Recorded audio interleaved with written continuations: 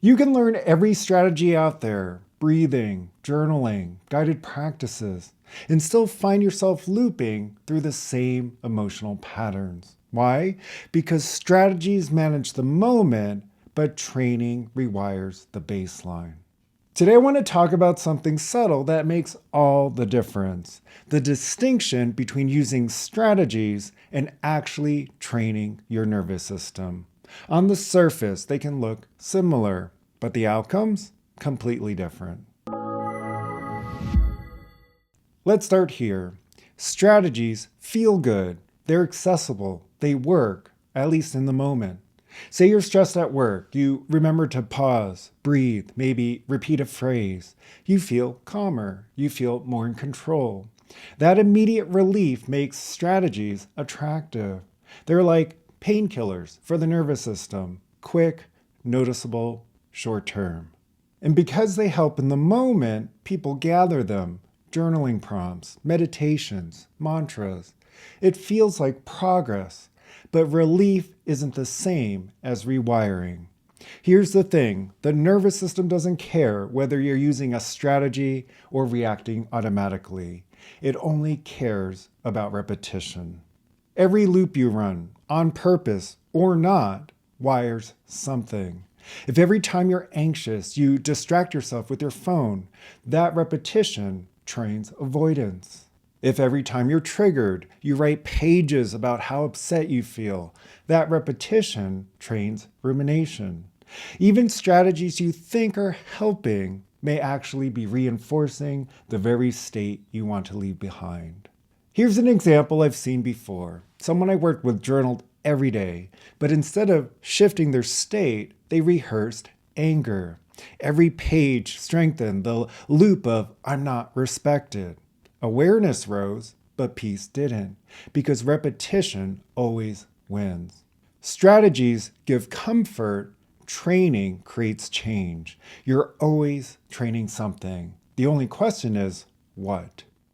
Here's where strategies hit their ceiling. They depend on memory. You have to remember to breathe. Remember to ground yourself. Remember the practice. And when intensity is low, you usually can. Traffic is slow, you breathe. A small conflict arises, you pause. But what about when the pressure spikes? When your partner says the exact thing that hooks you? When your boss questions you in front of the team? That's when strategies vanish. You don't remember, you react. You default to whatever state your nervous system has practiced the most. Here's an example I've seen in practice. I know someone who had all the strategies. They could meditate, count breaths, step outside. But in a heated argument, everything went out the window. It wasn't until they trained presence as a baseline that things shifted.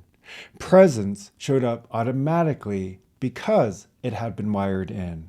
So let me show you the mechanics. Something happens. You see a look, you hear a tone.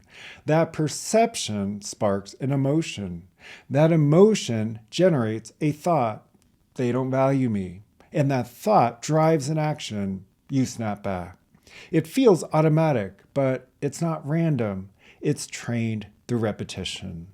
Every time you run that loop, you strengthen it. Perception to emotion, emotion to thought, thought to action. Strategies try to interrupt it midstream. Next time, remember to pause before reacting. But training works earlier. It installs a new state before the thought even arrives. So instead of irritation, you've practiced respect. Respect sparks a different thought. They're struggling, not attacking me. That thought leads to a calmer action. Same trigger, entirely different loop. So here's the takeaway. Strategies collapse under intensity. Training rewires the loop. Here's what makes this tricky. A lot of capable people already have strategies. They've collected them from courses, books, even therapy. And that creates a sense of comfort.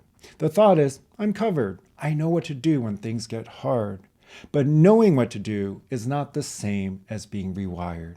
It's like fitness. Owning a gym membership or even knowing the right exercises doesn't build muscle. Only repetition does. Strategies give you the feeling of preparedness. Training gives you actual transformation. Most strategies aim at one thing: managing the moment. Conflict arises, you breathe. Stress hits, you journal. Anxiety spikes, you ground. Helpful, yes, but the baseline doesn't shift. The next day, the same trigger pulls the same state. Training is different. Training repeats a chosen state, such as certainty, compassion, enthusiasm, until it becomes your baseline. So when conflict shows up, you don't have to remember calm. Calm shows up on its own because it's who you've practiced being. Here's an example. Someone once told me, I keep using my strategies, but I'm fighting the same fight every week. When they shifted into training, the fight disappeared. The triggers were still there, but the baseline was different. So what does this mean for you? The takeaway is this: strategies manage symptoms, training removes the need for them. Let's pause here. Why do people love strategies so much? Because they're easy to start. They give immediate relief, and they validate you. See, I'm doing something about my growth. But here's the hidden cost. If you rely only on strategies, you reinforce dependence. You teach yourself, I need this technique to feel okay. That dependence keeps you limited. It means your calm, your presence, your compassion depend on remembering the tool. Training builds something else. Training wires choice. Once you've repeated a state enough times, it's yours, on demand, under pressure, no matter the circumstances. So what does training look like? It looks like reps, daily, structured. Not thinking about a state, but practicing it with intensity. Choose certainty, practice certainty again and again. Choose respect, practice respect until it feels normal. Choose enthusiasm, wire it in until it shows up naturally. That's why training holds in high-stress situations. It's not something you reach for, it's who you've become. Here's an example I've seen. One person I worked with collapsed every time they were criticized. No strategy helped in the moment. But after training respect as a state, criticism landed differently. Respect showed up by default even when the words were harsh. Not because they remembered a strategy, because they'd rewired the baseline. Here's the point to remember. Strategies reinforce dependence. Training creates choice. So here's something important. Training feels harder at first. Why? Because it doesn't give the same immediate hit of relief. Strategies feel rewarding. You calm down right away. Training feels repetitive. You don't see the payoff on day one. But over weeks and months, the difference is undeniable. The nervous system rewires. The states you've practiced show up automatically. And when life hits hard, you don't collapse. You stand steady. Here's the takeaway. Strategies are quick fixes. Training is long-term transformation. So here's the reflection to sit with.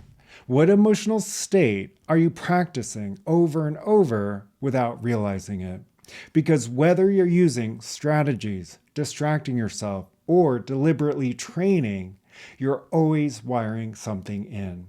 The question is this aligned with the person you're committed to becoming? If you're hearing this and thinking, this sounds like me, you're not broken. You've just been training a pattern that no longer serves you, and that can change. Every repetition has built the loop you're living now. And every repetition from here can build something new. You're not stuck, you're just practiced. If you're ready to stop managing symptoms and start training a steady, resilient inner state, I've built a system for that. It integrates perception, emotion, and nervous system, so you don't just understand your patterns, you actually shift them. The link's below. I also share practices weekly on Instagram at Mike Wang Coaching. And if you want more depth, you can join the newsletter below.